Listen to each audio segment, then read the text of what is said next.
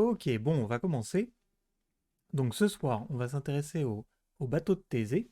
Donc comme d'habitude, si vous souhaitez me poser des questions, n'hésitez pas, hein. Et pour ceux qui le regarderaient en replay sur YouTube, vous pouvez donc me retrouver sur Twitch. Donc n'hésitez pas à vous abonner sur la chaîne sur Twitch, comme ça vous pourrez poser vos questions en live, et puis je peux vous répondre, c'est plutôt pas mal.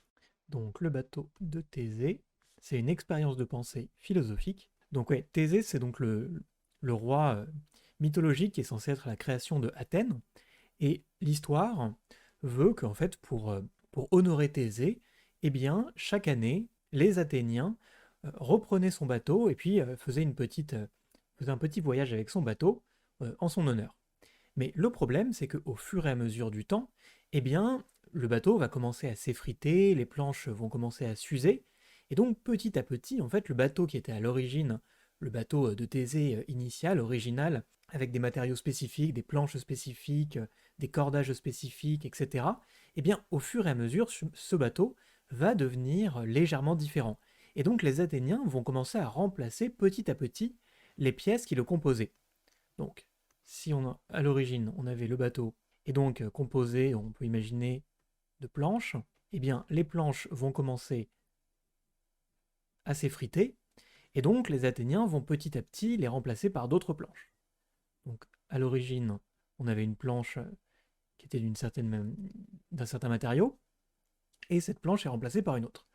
Et le principe, c'est donc les années passent et petit à petit tout est changé. Donc la question que l'on se pose, c'est vu que tout est changé dans ce bateau, il ne reste plus aucune planche initiale, les cordages sont changés, les voiles sont changées, etc. Donc finalement, en fait, qu'est-ce qu'il reste du bateau de Thésée qui à l'origine était composé d'un certain matériau, d'une certaine matière, d'un certain cordage, etc. Eh bien, qu'est-ce qu'il reste de ce bateau, puisque a priori tout a été changé. Donc la question que l'on se pose, c'est est-ce qu'il s'agit du même bateau ou est-ce que c'est un bateau qui est différent? Et donc cette expérience de pensée, en fait, elle a pour intérêt de nous interroger sur le problème de l'identité. Finalement, bon, il y a bien des manières d'y répondre, mais on pourrait isoler au minimum 4 façons différentes de répondre à ce problème. Donc on va analyser assez rapidement ces 4 façons, et puis comme ça, si vous avez des questions, eh bien on pourra peut-être voir objection par objection ce en quoi ça consiste. Donc premièrement, la première chose, c'est on pourrait dire c'est le même bateau, ou ce n'est pas le même bateau, parce que son identité repose exclusivement finalement sur la matière. Et vu que la matière a entièrement changé, on a changé toutes les planches, on a changé les voiles, etc. Donc finalement tout a changé, c'est plus le même bateau. Donc première façon de définir le bateau, certains appellent ça la substance, mais toujours est-il, ça consiste à dire finalement ce qui fait l'identité d'une chose, c'est ce dont elle est composée. Et là, comme tout ce dont elle est composée, eh bien ça a changé, eh bien on considère que le bateau a entièrement changé, ce n'est plus le bateau de Thésée, c'est un autre bateau composé finalement d'une matière qui est différente. Donc si on répond avec la matière, non, ce n'est pas le même bateau.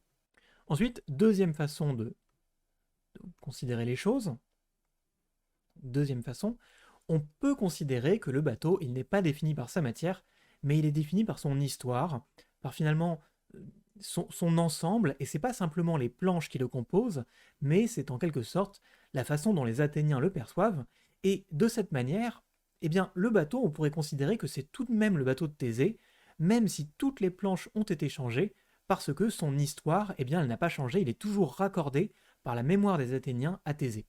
Donc si on considère que c'est l'histoire, eh bien à ce moment-là, effectivement, on peut dire que c'est le même bateau, c'est le bateau de Thésée.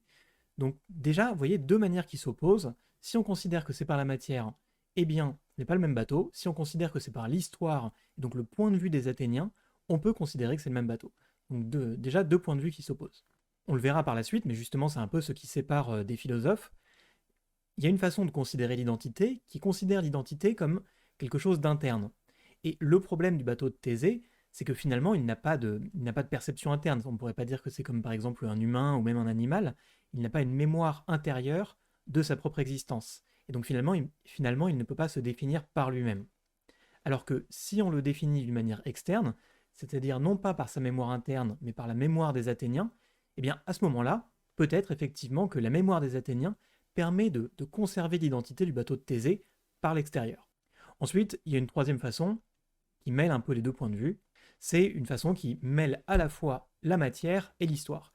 C'est-à-dire, on ne considère pas que le bateau est exclusivement défini par sa matière, et on ne considère pas qu'il est exclusivement défini par son histoire, par le point de vue des Athéniens. Finalement, c'est un petit peu un mix des deux.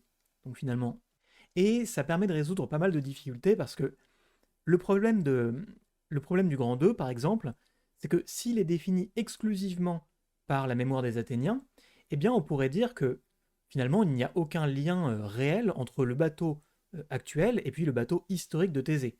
On pourrait le remplacer d'un coup, changer toutes les pièces, changer toutes les planches, changer toutes les voiles d'un coup. Si les Athéniens, en quelque sorte, n'y voient que du feu, eh bien ils pourraient dire oui, c'est le même bateau de Thésée. Mêler les deux, mêler la matière et l'histoire, ça permet d'éviter ce genre de problème, parce qu'on pourrait dire, à ce moment-là, c'est peut-être le même bateau, c'est peut-être le bateau de Thésée, du moment qu'il y a encore ne serait-ce qu'une vis, ne serait-ce qu'une planche, s'il y a quelque chose infiniment petit qui rapproche ce bateau à celui de Thésée original, eh bien, alors à ce moment-là, c'est le même, mais s'il n'y a vraiment plus rien, alors à ce moment-là, ça devient difficile de prouver vraiment que c'est le même bateau. Et donc c'est une définition de l'identité qui relie à la fois la matière et l'histoire.